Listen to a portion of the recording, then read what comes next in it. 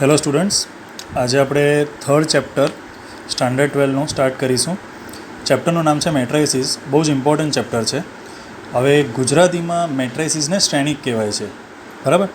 મેટ્રાઇસિસનું આજે બેઝિક જે હોય છે તે આપણે સ્ટડી કરીશું કે રો કોને કહેવાય, કોલમ કોને કહેવાય, મેટ્રિક્સ કોને કહેવાય, બરાબર. હવે ગુજરાતીમાં રો એટલે કે હાર, કોલમ એટલે સ્તંભ અને એલિમેન્ટ એટલે ઘટક. આજે આ ત્રણ જે તમારા ટર્મ છે એના પર આપણે વધારે ચર્ચા કરીશું અને એકદમ બેઝિક સમાજે કરવાના છે, બરાબર. એટલે તમને ટોટલ આઈડિયા આવે આની. અને આ ઘણું ઇમ્પોર્ટન્ટ ચેપ્ટર છે એટલે થોડું ધ્યાનથી કરજો અને ઇઝી પણ છે, બરાબર. હવે મેટ્રાઇસિસ શ્રેણિક. મેટ્રિક્સ કોને કહેવાય પહેલાં તો, બરાબર. તો મેટ્રિક્સ એટલે a matrix is an ordered rectangular array of numbers or functions, બરાબર. ઓર્ડર્ડ કેવું છે? Rectangular array. રેક્ટેન્ગ્યુલર એટલે લંબચોરસ. રેક્ટેન્ગ્યુલર એરે છે ઓફ નંબર્સ ઓર ફંક્શન. હવે એમાં નંબર પણ હોઈ શકે, કાં તો XY ફંક્શન પણ હોઈ શકે. તો આ જે નંબર ઓર ફંક્શન હોય તેને શું કહેવાય? Are called elements or entries of matrix, બરાબર. હું તમને થોડુંક એક્ઝામ્પલ સાથે અને સમજાવું એટલે તમને આઈડિયા આવી જશે. હવે આમાં કેવું લખ્યું છે? A is equal two 2 5 3 4. આ જે તમારું છે પેટર્ન તેને કહેવાશે મેટ્રિક્સ. મેટ્રિક્સને આ રીતે લખાય, બરાબર. હવે બીજી બાજુ તમે જો તો અહીં છે 2 3 4 5 9 8. તો હવે આપણને ક્વેશ્ચન થાય કે આ બંને મેટ્રિક્સ છે તો બંનેમાં ફરક શું છે? તો એ સમજવા માટે અહીં લખ્યું છે એક નવો મેટ્રિક્સ જે તમને આમાં પ્રોપર તમને સમજ પડશે કે બંને મેટ્રિક્સ વચ્ચે ડિફરન્સ શું છે. તો A ઇઝ ઇક્વલ ટુ આ તમે જો A11 A12 A13 A21 A22 A23 so on, આ રીતે ચાલુ છે, બરાબર. હવે એવું લખ્યું છે કે અંદર નંબર ઓર ફંક્શન જે હોય તેને એલિમેન્ટ કહેવાય. એટલે કે આ એલિમેન્ટ છે 2 5 3 4. આ એક મેટ્રિક્સ છે, આ બીજો મેટ્રિક્સ છે, આ એના એલિમેન્ટ્સ છે અથવા તો એન્ટ્રી કહેવાય, બરાબર. હવે ક્વેશ્ચન એ થાય કે હાર કઈ, સ્તંભ કયો, એટલે કે રો કઈ અને કોલમ કઈ. તો જો આ રીતે જે લખાય છે ને તેને કહેવાય છે રો. એટલે આ તમારી થઈ ગઈ ફર્સ્ટ રો. આ રીતે જે તમારું લખાય તે થઈ તમારી સેકન્ડ રો. એવી રીતે કોલમ એટલે સ્તંભ. સ્તંભ હંમેશા કેવું હોય? વર્ટિકલ હોય. એટલે વર્ટિકલ જે હોય તે તમારું કોલમ કહેવાય. એટલે આ તમારી ફર્સ્ટ કોલમ, આ તમારી સેકન્ડ કોલમ અને આ તમારી થર્ડ કોલમ, બરાબર. હવે અહીં લખ્યું છે M cross N. M cross N એટલે એને કહેવાય ઓર્ડર. M એટલે નંબર ઓફ રોઝ, N એટલે નંબર ઓફ કોલમ, બરાબર. અહીં તમે જો તો રો કેટલી છે? 2 રો. એટલે M કેટલો થયો? 2 મલ્ટીપ્લાય N. કોલમ કેટલી છે? 3 છે તો 3. એટલે આનો ઓર્ડર કયો થયો? 2 ક્રોસ 3, બરાબર. હવે તમને આ બંનેનો ડિફરન્સ ખબર પડશે. આ બંનેનો ડિફરન્સ શું છે? બંનેનો ઓર્ડર અલગ અલગ છે. હવે આ મેટ્રિક્સમાં જો તો રો કેટલી છે? 1 અને 2 એટલે 2 ક્રોસ. કોલમ કેટલી છે? 1 અને 2. વર્ટિકલ જે હોય તે કોલમ.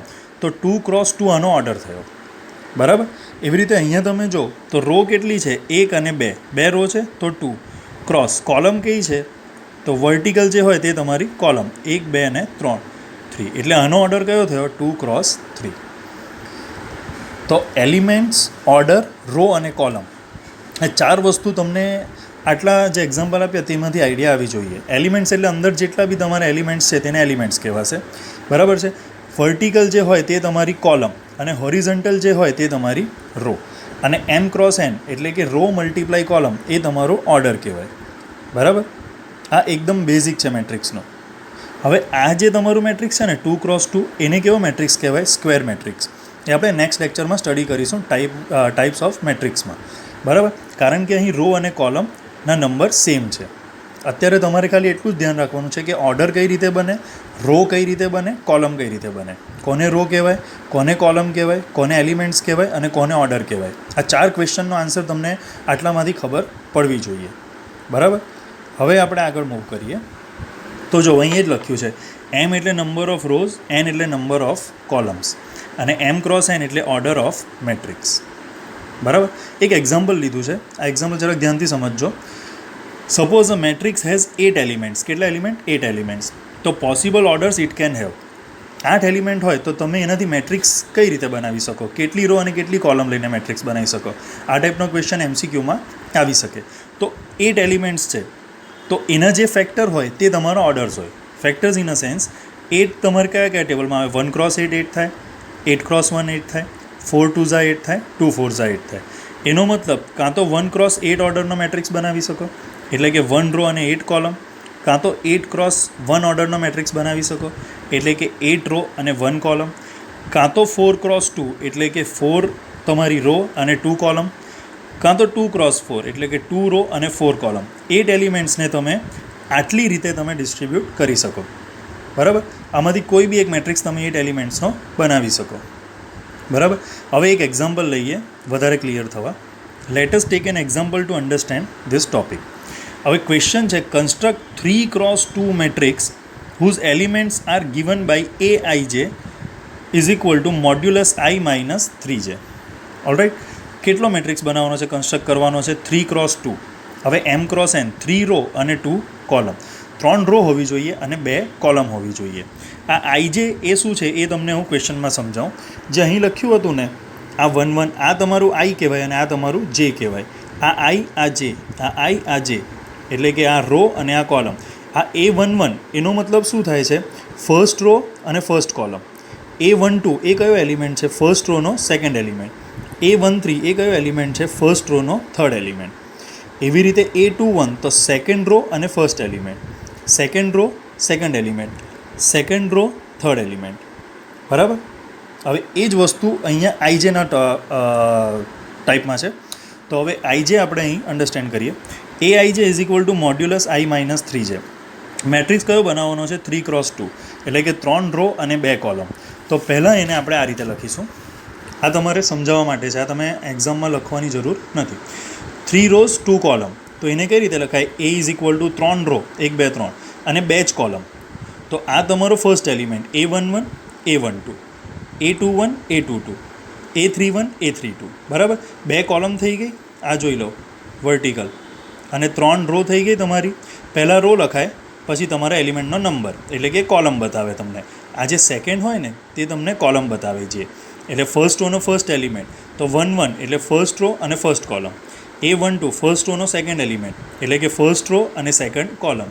એવી રીતે સેકન્ડ એલિમેન્ટ, સેકન્ડ રો અને ફર્સ્ટ એલિમેન્ટ, તો સેકન્ડ રો અને first column, second row second column, third row first column, third row second column.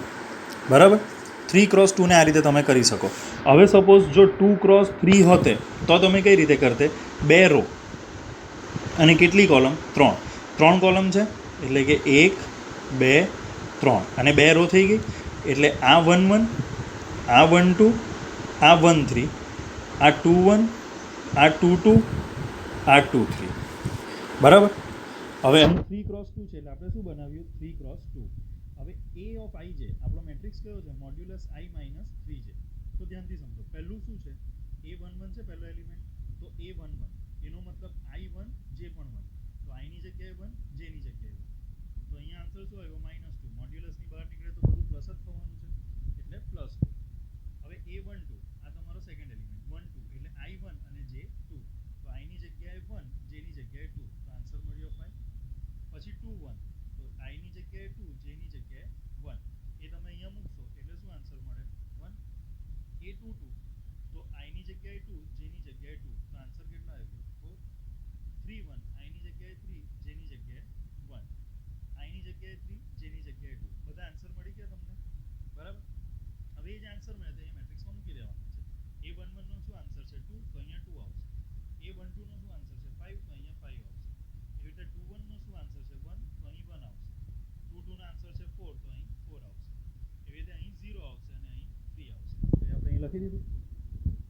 બરાબર, એટલે આ તમારો બની ગયો મેટ્રિક્સ. કયો મેટ્રિક્સ, 3x2, 3 રો અને આ 2 વર્ટિકલ કોલમ.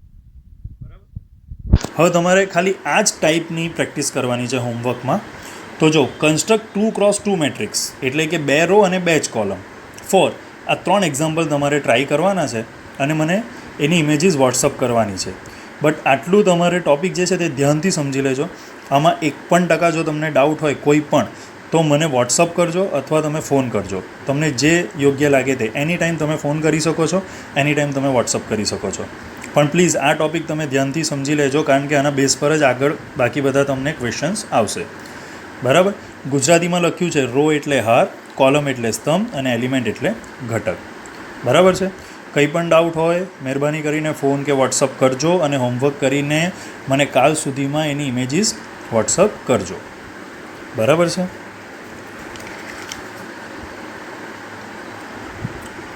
અને આ જેટલું પણ લખ્યું છે પહેલેથી તે તમારે તમારી બુકમાં લખવાનું છે. એવું નથી કે આ જે ક્વેશ્ચન્સ હું લખું છું વિડીયોમાં તે તમારે નથી લખવાના, તમારે પણ લખવાના છે.